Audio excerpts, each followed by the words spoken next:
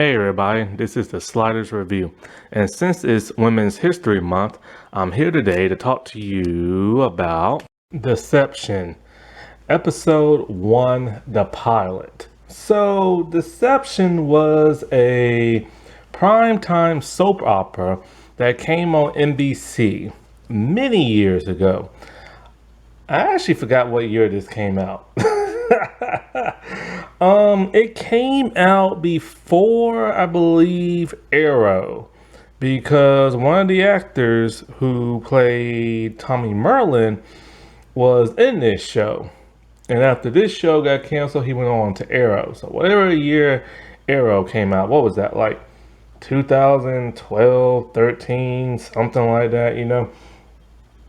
And so this show only lasted for like one season. It had a total of 11 episodes.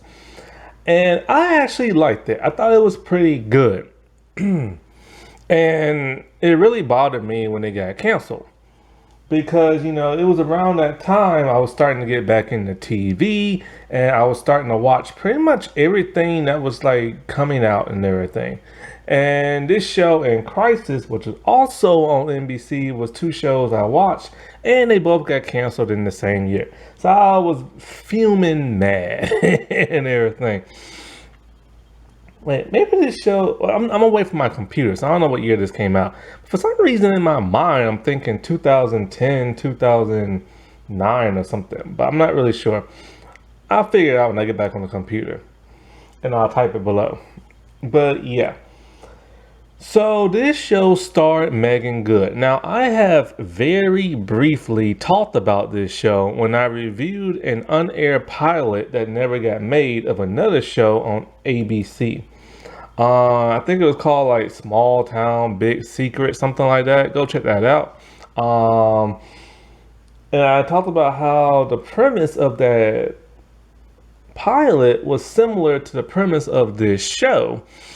And ironically, I guess nobody's interested in the what was the plot of like this show and stuff. And sadly, not only is it never been released on DVD, it has never came out on streaming. However, it is on Vudu for $1.99, which sucks. Cause who's really gonna pay, you know, $1.99 for 11 episodes, you know? And so like, I wish it would come on some other streaming site, but for some odd reason it won't. So that just sucks. And, you know, like I said before, it was a pretty good show. It had a huge star cast. But, you know, I've noticed something. When TV shows and movie has a huge star-studded cast, where it's like one famous person after another, it normally flops. Like Tron Legacy, no, not Legacy, but Tron Uprising, the thing I just got through reviewing. There were so many famous people in that. Elijah Wood, Mandy Moore, the dude who played Carl Winslow on Family Matters, David Arquette. You know, the actual dude who played Tron, Aaron Paul. Like there were just so many, and it just like flopped. And I've noticed that about a lot of like movies and shows that are star-studded cast. And so since this you can't really watch this on streaming, I might as well go old school my reviews and review like scene from scene and like stuff like that. Because I think the pilot was really good. I think this show was really good. There's really not no other TV show that really dealt with this premise before. And sadly, I can never do a rundown review because like I've actually forgotten a lot of stuff that happened in this show. Because I've only watched it once in its entirety, but I recorded one episode many years ago. And so like, you know, I wish I could do like a rundown review of all like the episodes, but sadly I can't. So I can only do this. I kind of remember bits and pieces of what the series was about, but not really. So I don't really want to say, you know, just in case I get something wrong, you know what I'm saying? So let's start this show off, or a review, I should say. So it starts off with a young woman. She's walking at night, and this is Vivian Bauer, and she's just walking, and there's some person walking behind her. We can't see the person's face, but the body shape looks like that of a man, and she's walking faster and faster trying to get to her car. So it's like, who is this person, you know? And so she gets in her car, and the person kind of like bangs or taps on the window. She's excited to see this person. And she's all like, what are you doing here? Like, hop in. We can like drive around and stuff. The next scene we see, she is lying dead in a hotel room. And so when the cops get to her, they think it's a drug overdose and stuff. And so it's like, who killed her? Was it the person that was tapping on the window? Was it somebody completely different? I don't remember. Actually, I don't even know if it's ever been revealed, to tell you the truth. So after she died, of course, now the family has to be notified. First is the father, played by Victor Gabriel. He played, you remember him from like Orville, Alias, and Legends of Tomorrow. And so like he's in a business meeting. Oh, he plays Robert Bauer. So he's in a business meeting and stuff, and he's now told that yeah, his daughter has died. So he calls his wife, his second wife, who is the stepmother to Vivian. And so he's crying like on the phone, you know what I'm saying? 'Cause he's devastated his daughter is dead. Like, who wouldn't be, you know? Now, the stepmother is a few years younger than that of Robert. She's in the doctor's office and he's talking to her about like cancer. He doesn't believe she has it. But then he tells her, you know, you're around that age where you need like a lift and everything, talking about like a breast lift. And so she's like offended, and he says like you're old, and she's like something like she's 40 something. There's a lot of misogyny in this pilot episode. Like, my God, you will not believe some of this stuff made to air. And so like she's pissed at him, but then when she talks to her husband on the phone, he tells her that she doesn't seem to care like at all, and I mean at all. And so she calls like her stepsons, and so we get introduced to one, Julian. He's laying naked in bed with some woman. He's basically, see, everybody in this show is a stereotype, a trope. You know, you have the business dad tycoon, you have the stepmom who's like a trophy wife, you have the son who just bangs like lots of like naked women and like younger girls and stuff, who does drugs. You have like the grumpier brother who doesn't trust nobody, and then you have the out of control daughter. And so he is told to like, you know, go get his sister at school and stuff like that. She goes to a prep school, and he is the one who's played by the dude who played Tommy Oliver in Arrow. So we don't get to see Edward, the oldest son, but we get to see Mia, the sister, and she's at school. She's hanging with some friends. He tells her what happened. She's bawling in tears. Now we finally get to see the other brother, and it's like I said, it's so much misogyny going on. So I guess the way they call those people, like the coroner at the morgue, he's looking at the dead body and he's all like, man, she has some big boobs. And then he mentions TMZ, and then he starts taking pictures of her. Well, in comes Edward, not Edward, but Ed. And so, well, yeah, Edward, Ed. So yeah, but Ed, he comes in pissed. He's all like, want me to hop into that photo with you? And then he just manhandles that dude and talking about have some like respect, because that's his sister and everything, you know? The man was being so disgusting. And it makes you wonder what other coroners are like. Now, here's the thing, when he mentioned TMZ, they mentioned TMZ about six, I'm not even joking, they mentioned it like 6 times in the entire pilot. This makes me think one of two things. Either TMZ paid them some money for like product placement, or TMZ had just came out recently and it was a big thing. Because I'm not joking, they mention it like 5 or 6 times. So then we are introduced to the star of the show, Megan Good, who plays Joanna, and she's the cop. And so she's in the middle of like a drug raid. And so like she's chasing down this one woman, and then when she pins the woman like punches her. And she's all like, really, meth head? And then she knocks the mess out of that woman. So she's a cop who's not to be messed with. So in a way, she's greeted by an old friend. And I could not believe who this is now. Like back then I didn't know. But now I do. But I think he was in one of the fourth Fast and Furious movie, I believe. But he plays Mother Milk on The Boys, and this is when he was clean shaven and everything. So yeah, he plays Will. He's like an FBI agent and former friend and lover of that Joanna. And he tells her of Vivian that died. Why? Because she knew Vivian back in the day. See, her mom was like a housekeeper maid type person to their mansion. And so they got to live in the mansion with them. And so she got to hang out with Vivian like all the time. So we get tons of flashbacks throughout this entire series of those two. And they're hanging out and they're like best friends, you know? And so like he wants to recruit her. He wants her to go undercover with a wire and find out who killed Vivian. 'Cause he believes she died, not of a drug overdose, but somebody murdered her. She's very hesitant to do it, but she does it anyway.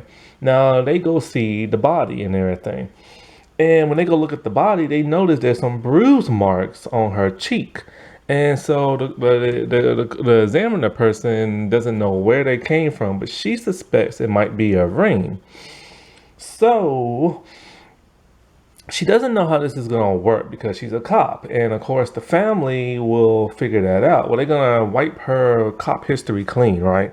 Now, he does not like this family because they are like very rich, very tycoonish to where like when bad stuff happens, they cover it up with money. It was supposedly he had like sexually assaulted a girl and all this stuff, and no charges were pressed. And his dad runs like a pharmaceutical company with these drugs that really mess people up, and so he doesn't like them. And she feels nervous going undercover, but she does it anyway. So as she's attending the funeral, she is spotted by Mia and Julian, and he's happy to see her. And it turns out those two used to mess around when she was younger, a teenager, and he was an adult in college. And you know how I feel about that crap. I'm so sick of that crap. Adults and teenagers. And so as she talks to like the father and everything, you know, he's thrilled and happy to see her. He hasn't saw her in forever. Now her mom has Alzheimer's and stuff. And you know, cause she's like part of the family and everything. And so she interacts with the rest of the family. And of course the stepmom is being like snobbish. Mia is kind of like, you know, leave me alone because she's an angsty teen and it's just being a butthead and stuff. And so like she tells them, you know, she's new in town. She doesn't have like a job no more. And so Robert invites her to live back in her old room and stuff. Everybody's excited about that, of course, except for the stepmom who's just like, whatever. Mia, who's just like, whatever. But Ed does not want her there. And he thinks of her as a stranger because after Vivian and Joanna have fallen out, she hasn't spoken to them in like 15 years. And so this causes a problem between him and Julian and stuff. And so one day when she's there, she sees Mia talking to some guy in the kitchen and they're having an argument. He looks very sketchy, like a drug supplier or something. And so like Joanna like chases him away.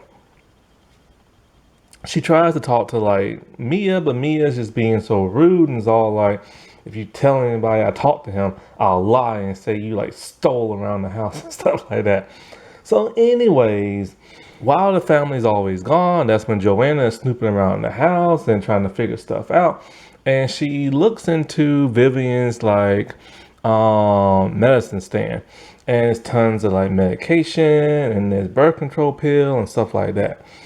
And so she overhears Ed talking to his estranged wife. See, Ed has to go live back home with his parents because him and his wife were divorcing. Something happened. And so he has kids by his wife and she doesn't want nothing to do with him.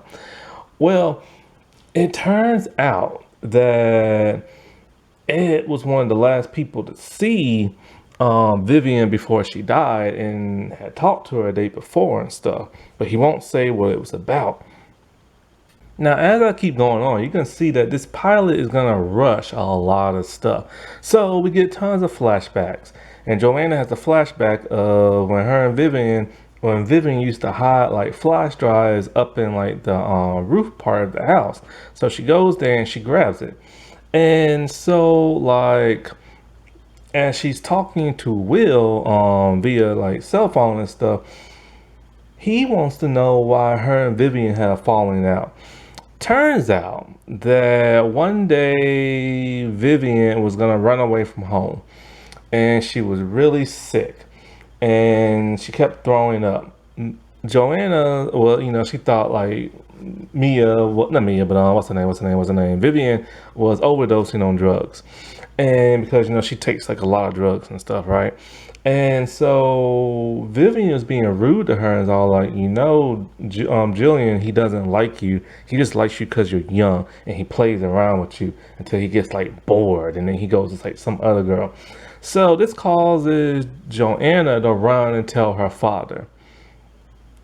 So that's what caused that huge falling out where they didn't talk for many years. Even though they talked about going to college together, all that was just like over, right?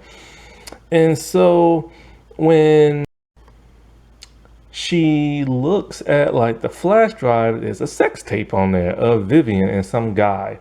And the guy's like talking to her. And then it discovered that she's pregnant with a kid, very similar to that other pilot show I told you about on ABC. And so he's all like, this won't be like last time. This time you get to make the decision. So she's kind of like, wait, what the world is he talking about? Like the last time. So apparently she was pregnant before. Now remember when I said she was throwing up in the when she was talking to Joanna in the flashback? She wasn't high on drugs. She was pregnant. And so like when her father found out, this is what happened. So Joanna, she contacts one of her police contacts and wants to know what year Mia was born. And she was born in 97. And so that's the year that they had that falling out and Vivian threw up. So somehow, I don't know how, but like Joanna came to the conclusion that Mia must have been Vivian's daughter, and then the family played off like it was the sister. And it turns out that's exactly what happened. And I was thinking, how in the world did she come to that conclusion? Like it happened a little too quickly, But yeah, so the family, they just wanted to hide the big secret of their teenage daughter, like, getting knocked up. And so Mia literally went her whole life thinking her sister was actually her mom. And that's gotta be freaky, So like one night, Jillian and Joanna are talking. And so they're talking about like the past and all this, and she starts playing with her microphone wire because she doesn't want the cops to hear that. So one night she's walking around outside the house and she sees a guy taking pictures inside Mia's room. And so she throws rocks at the dude and chases him down, and it turns out he's the sketchy guy. The sketchy guy from like, that Mia was talking to. And so as they fell down like a little like ditch type area, her shirt comes open, ironically. And her wires are exposed. When she finds out who he is, they have a heart-to-heart chat at like a diner. He's a journalist and he's investigating the Bauer family. Since he now knows she's a cop, he wants to work with her to like solve this murder and stuff. Now, apparently, Vivian is the one who contacted him because she found out some drugs her dad was making through the pharmaceutical place that's very harmful to people, and she wanted to expose him. And so she contacts her cop friend Will and tell her how she's been made. He doesn't like this and he wants to pull her out and stuff because he doesn't trust this sketchy guy. I think his name is Remy. She gets a call from Remy and everything, and he's all like he wants to meet up with her in a parking lot near the beach because he discovered something about Vivian, about a contact she had, I think probably in a hotel. As soon as he gets off the phone with her,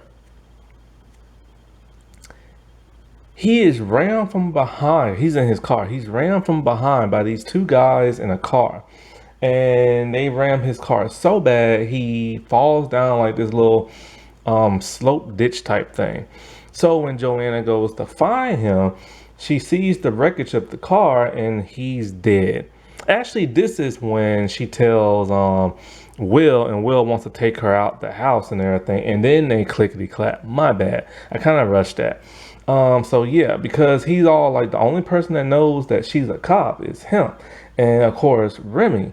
And so somebody's on to them, but they don't know who hired those two goons and stuff. And so as Will and Joanna are talking, they get to reminiscing about the old times, and they clickety clack. Well, she still wants to pursue this because she wants to find out, who murdered Vivian and stuff. So she doesn't care if her cover might have got blown or not. She's going to head back to the house and stuff. And so basically it ends with like a little montage of like, the whole family, Ed's being a butthead to her, and then we see Julian and stuff. He's crying and he's holding a bloody ring in his hand. It's the same ring that punched Vivian. So how is that connected? I honestly don't remember. I've only seen this show once, and once it got canceled, I kind of forgot about it until I just remember I had that tape and stuff. Okay, so since I don't remember this series and I'm not paying $1.99 for it, I found the fandom page, and so I can elaborate a little bit more on some certain events that happened in the series. So, the dude who I said was a lawyer, he's not a lawyer, he's a senator, Dwight Haverstock. He was a corrupt senator that was friends with the Bowers. Now, he is Mia's biological father. It is suspected that he drugged and raped Vivian, but that's never been proven. But he is the biological father. Now, this is where things get dicey with his character and the character of Ed and Robert. Him and Robert decided to make a deal. See, Ed was suspected in killing a woman named Kimberly Hager. So to cover that up, Robert decided he wasn't gonna tell the world about what Dwight did to his daughter and stuff. So yeah, that's really screwed up. But that's how like a lot of people suspect about a lot of rich people, powerful tycoon type people, is that they always have all these dirty little secrets and they cover it up with either money, bribery, or something like that. Now, Julian, he has tried to expose the senator, but he was unable to and stuff. Now, as for Ed himself, somebody killed his wife and now he's out for revenge. When it comes to that of Robert, it is confirmed that he did murder his own daughter, Vivian. He killed her in the winery, but then he moved her body to that of a hotel.